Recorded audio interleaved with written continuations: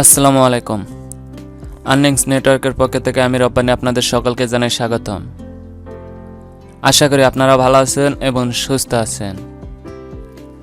আজকের এই ভিডিওটিতে আমরা ক্লায়েন্ট ম্যানেজমেন্ট নিয়ে আলোচনা করব। সো আর কথা না বাড়িয়ে চলুন মূল ভিডিওটি শুরু করা যাক।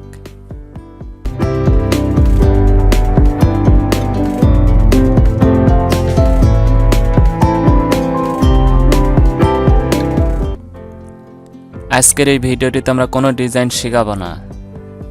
আজকের এই ভিডিওটিতে আমি আপনাদের কিছু প্রশ্নের উত্তর দেব এবং কিভাবে ক্লায়েন্ট ম্যানেজমেন্ট করতে হবে এই সম্পর্কে আলোচনা করব। প্রথম প্রশ্নটি হলো, আপনারা কোথা থেকে কাজ পাবেন?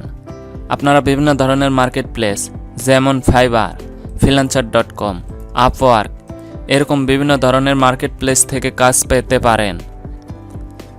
এছাড়াও বিভিন্ন ধরনের সোশ্যাল মিডিয়া যেমন ফেসবুক, টুইটার, লিঙ্কডইন, ইনস্টাগ্রাম ইত্যাদি থেকে কাজ পেতে পারেন।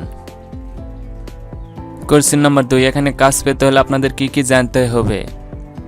প্রথমত আপনারা এখানে যে কাজটি শিখেছেন, যেমন ধরেন web design, graphics design, digital marketing, যে কাজটি শিখেন না কেন সেই কাজটি আপনাদের ভালোভাবে আয়ত্তায় নিয়ে আসতে হবে, অর্থাৎ খুব সুন্দরভাবে জানতে হবে, যাতে আপনাদের ক্লায়েন্ট যেই কাজ দিক না কেন আপনারা সেটি সফলভাবে কমপ্লিট করে দিতে পারেন।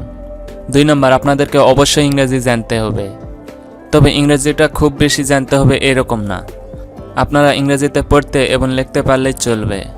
অর্থাৎ সাধারণত এই সকল মার্কেট প্লেসের সকল ক্লায়েন্ট বাইরের দেশের হয়, যেমন ইউএস, ইউকে, কানাডা, জাপান ইত্যাদি দেশে। সাধারণত তাদের মূল ভাষা হচ্ছে ইংলিশ, অর্থাৎ আপনাদেরকে ইংলিশ জানতে হবে। শুধু ইংলিশটি পড়তে পারলে এবং লিখতে পারলেই চলবে, অর্থাৎ তাদের সাথে কমিউনিকেশন করতে পারলেই চলবে। আশা করি আপনারা বুঝতে পেরেছেন। এবং এর পরের প্রশ্নটি হচ্ছে, যারা ওয়েব ডিজাইন বা গ্রাফিক্স ডিজাইন অথবা ডিজিটাল মার্কেটিংয়ে হোক না কেন, যে কাজে হোক না কেন, আপনাদের কাজ দেওয়ার পর যে সকল সামগ্রী, যেমন মনে করেন এই টেক্সট, এই ছবি এবং এর ডিজাইন, এই ইমেজগুলো কোথা থেকে আপনারা সংগ্রহ করবেন, এই সকল কিছু আপনাদের ক্লায়েন্ট আপনাদেরকে দিয়ে দিবে। অর্থাৎ আপনাদেরকে কাজ দেওয়ার সময় এই সকল তথ্যগুলো আপনাদেরকে দিয়ে দিবে এবং আপনারাও জিজ্ঞেস করে নেবেন কি ডিজাইন করতে হবে বা ইমেজগুলো সকল কিছু আপনারা জিজ্ঞেস করে তাদের কাছ থেকে নিতে পারবেন। অর্থাৎ আপনাদেরকে কোনো টেনশনই করতে হবে না এই সকল টেক্সট বা ইমেজের জন্য। সকল ইমেজ এবং টেক্সটগুলো তারা দিয়ে দিবে।